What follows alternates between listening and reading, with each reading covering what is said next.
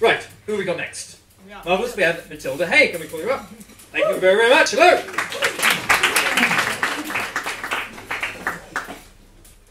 Glad to see we all got some interval drinks in, but I want you to ask yourself, what would you give to never have a hangover? To never again face that Sunday morning with your dry mouth, pounding head, and no memory of the night before? Well, come 2015, we can all be toasting in the new year with a cocktail of synthahol, a molecule designed to only give you the pleasant effects of alcohol. No hangover, no liver disease, and way less calories. Tell me more, I hear you say. How does it work?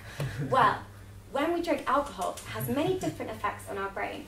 For example, can you walk in a straight line?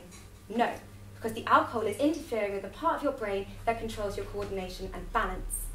It also affects the part of our brain that controls our emotions, which is why some people get more aggressive, okay?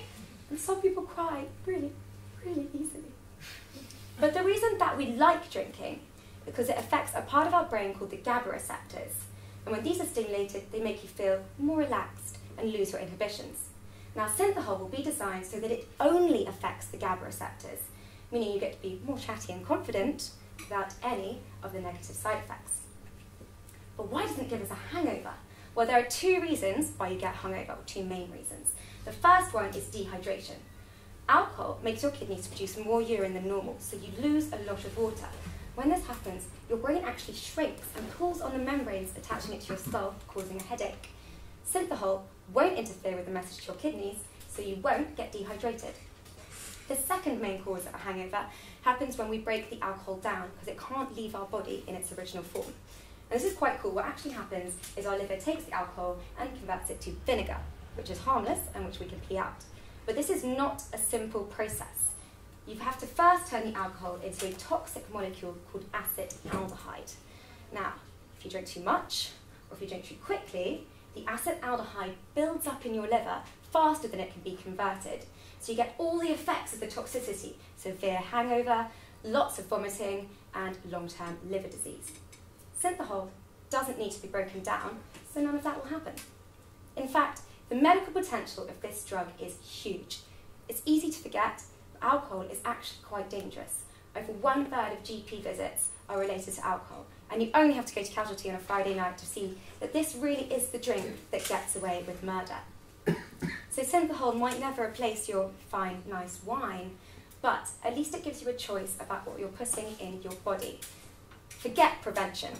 Why can't substitution be better than the cure?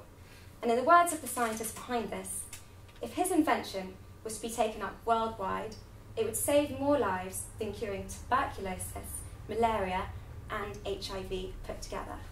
And I think that's something we can all drink to. Cheers.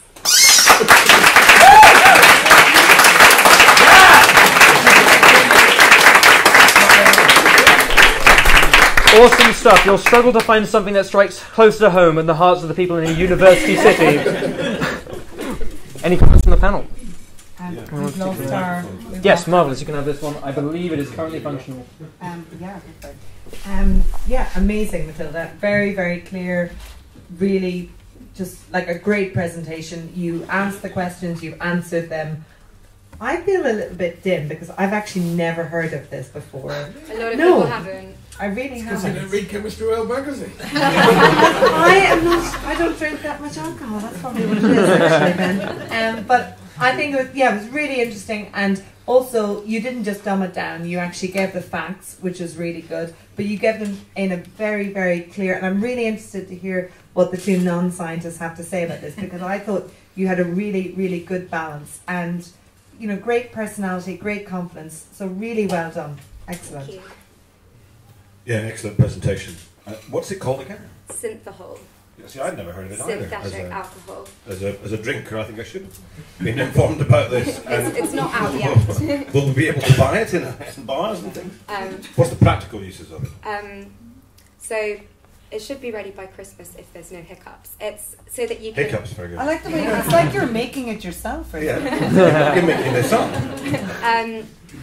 No, well, you don't get any of the dependency issues. You can take an antidote that would sober you up for your drive home, and you never get to the sort of memory loss, out of control stage, so accidents or death from accidents would be much less. It's basically Professor Nutt's the guy behind this, and he was thinking... Professor? Professor Nutt. David. As in David Nutt. Check the date. Oh, For the first, really? Yeah. And yeah, it's because he thought alcohol does cause a lot of damage. He's coming at it from a psychopharmacology point of view, and if you could take away all the negative things that it does, then you still have a nice drink and everyone can get tipsy and feel sort of happy and buzzy without worrying about getting any damage from it. Well, great presentation, fantastic subject matter, and great news for all of us. Yeah, congratulations, that was fantastic. Just 2 points. Synthahol, well, Chris had to ask what it was actually called, and actually when you first mentioned it, you garbled it, so I took, later on I realised what the name was, I didn't realise it at first. And you should have put the thing about the antidote in the speech as well. I did, but it was too long, and that's what I chose to cut. It did originally come after, you know, the whole like cheers thing with it's very an antidote to sober you up for the drive home, but stuff's got to go, so that's one of the things I cut. Good. That's quite an interesting additional fact, but it was very good and very, very clear. Your timing was perfect. So you may have had to lose valuable content, but you had to lose that content. And the ability to know what can go and what shouldn't go is part of this. You have 3 minutes and that's it. And I think you selected your content particularly well. Synthahol, as it happens, is stolen from Star Trek.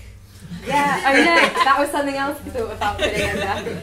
But last time the Star Wars you said didn't quite go with everybody, so I chose not to put any Star Trek. Oh, but Star Trek is ubiquitous. I'd like to play devil's advocate a bit, actually, and ask you, why won't we see this in our bars and restaurants by 2015? What do you think is going to stand in the way? Regulations, because it is going to be regulated. Well, currently it would have to be regulated as an actual drug, and alcohol isn't treated as an actual drug in a lot of the same ways. So that's a bit of a barrier. The problems with investment at the moment. So like Professor Nutt went into the day programme looking for investors, and if he doesn't get enough, then they won't be able to do all the trials, and it won't be as quick. Yeah. Okay, very good point. I have to echo what everyone else said. Confident, great pace. You held the room completely. Great choice of topic. I really enjoyed it. Well done. Thank you.